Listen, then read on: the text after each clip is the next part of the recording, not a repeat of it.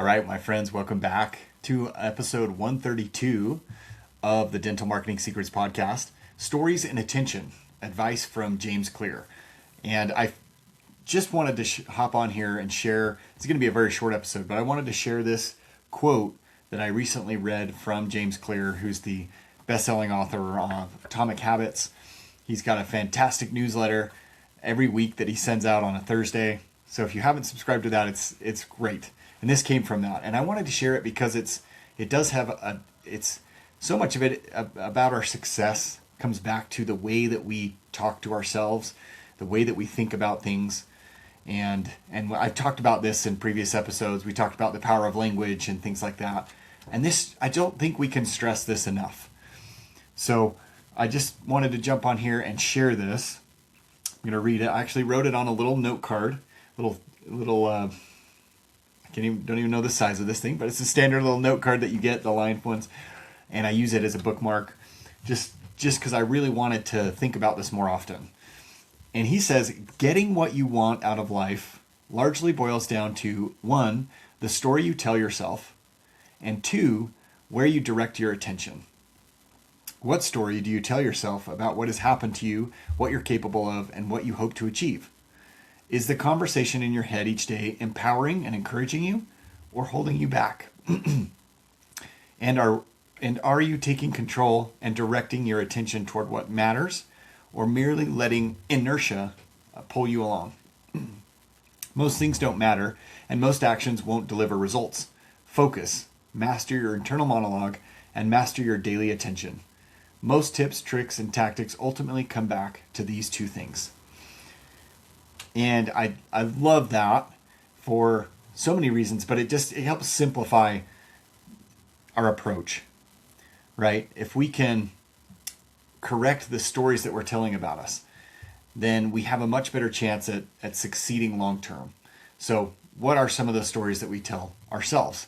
That could be that patients are only concerned about price, or that marketing doesn't work, or this specific type of marketing doesn't work. It could be direct mail, it could be SEO, it could be referrals, it could be it was just things that things have changed, or we just can't find good employees. That's a common one that I hear all the time. Our town is too competitive. There's any number of stories that we buy into, and the problem with repeating these stories and verbalizing these stories is that then it activates our brain to start looking for evidence that those stories are true. So we're seeking out the confirmation that those things are accurate, and more often than not we find it, and so it perpetuates the problem. It becomes more of a reality, and as a result we act on that reality. So instead of focusing on the negative, patients only care about price, for example, we can change that story to ask ourselves, how can I more effectively communicate the value that we provide?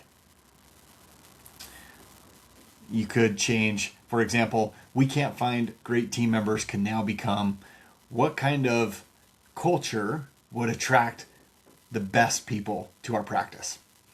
It's simply flipping the story and using different words to activate a different picture mentally. And that's going to make it so much easier to achieve, because we're using the power of the brain, right, to activate and look for confirmation that that's true. How can I communicate value more effectively? How can I build a culture that attracts the right people to my practice? Now you're starting to look for those pieces, look for ways to do that, ways to innovate, and it's really kind of setting your brain in motion for you, right? So, and that's the cool part about it, right? The stories that you repeat become essentially the reality that you live, that your practice lives. So look at yourself, identify those stories that are not serving you, that you're buying into, that are not working for you and your practice. And then look for ways to change that, to flip that script and change that story. Second part is, now where do you focus your time and attention? James, in that quote, he says, most things don't matter. And that's especially true in business.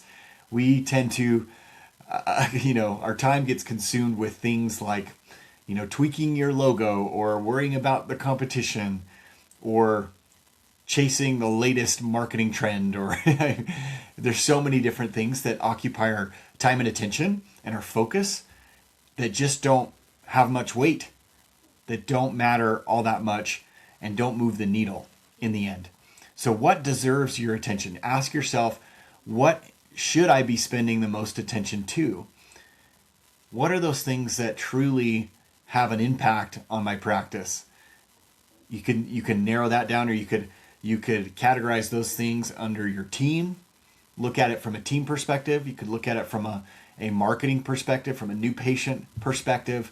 What are those things that truly matter most to a new patient or a prospective patient looking for a doctor, looking for a provider, looking for an office? And then double down on those things. Yeah, it takes some effort, right, to identify that and to figure out what are those things that move the needle. But once you do, now you can focus all your efforts on those few things. It's the 80-20 principle that I love to talk about on this show, that 20% of your efforts yield 80% of the results. And it's might not always be that 80-20 split, but it's going to be a disproportionate amount of your return comes from a fraction of your efforts. So the importance, or the lesson here, is to look for those things, be able to identify those actions that create 80% of the results. Now that could be things like improving case acceptance. And I have a new episode coming out with Brooke Oliphant to discuss this very thing. So exciting. Increasing referrals, right? If you're going to get good at anything, increasing referrals should be at the top of your list, because they're so much easier to convert. They are generally more loyal patients. They tend to refer more people like them. They negotiate less, lower acquisition costs. They builds up your team members. There's so many benefits to referrals. Why not get good at referrals, right? Better follow-up. It could be team development. There's so many things that do truly matter in your practice.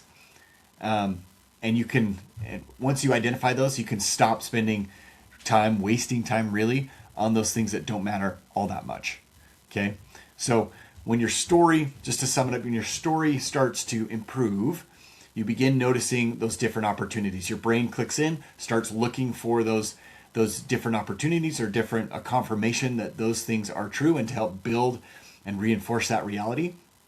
And then when your attention improves, you begin making better decisions.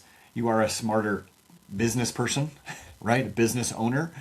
And those decisions that you make start to compound over time.